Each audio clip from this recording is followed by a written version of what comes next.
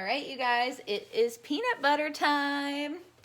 I have, just as the recipe calls for, 3 cups. I technically have mixed nuts. I have a couple of almonds, a couple of cashews, but mostly peanuts in there. And we're gonna make some homemade peanut butter, you guys, in 2 minutes and 20 seconds. It's gonna blow your mind. I literally just followed the directions. This comes with your deluxe cooking blender. I literally just followed the directions as it says. My peanuts were salted already, so I did not add any extra salt. If you are doing unsalted nuts, it tells you how much salt to add in there. And then, of course, if you want to add anything else in, if you want to make it spicy or a little bit sweeter, you can do that. And I do like to store my homemade nut butters in these perfect short little tins. These are actually freezer tins as well, so they're really nice for like ice cream that you might make or yogurt or anything else. So I'm gonna turn this baby on, and I have this ready. The peanuts are gonna climb the side of the wall, as you guys will see, so I'm just gonna push those down as we go. It'll take 2 minutes and 20 seconds, and it literally is magical. It turns into the creamiest, softest, most velvety, amazing peanut butter you've ever seen. So I turn to the grind setting, and I'm just gonna press start.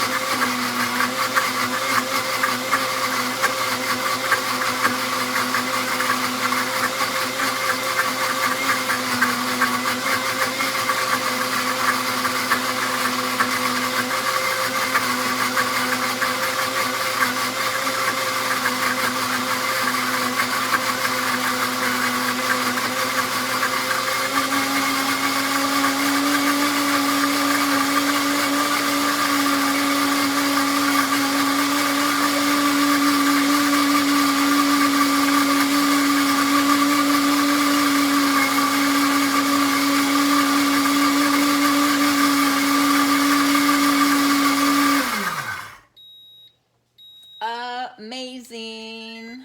Let's take the lid off, and I'll show you guys what this looks like. Oh my gosh, it smells so good. Look at that. If only you guys could smell this right now. So you want to know why I made this peanut butter, you guys? It's for Tilly. It's all for Tilly. I like crunchy peanut butter, so this is going to be just for Tilly. I'm going to grab my mix and scraper, get the rest of it out, and then this baby's going to clean itself.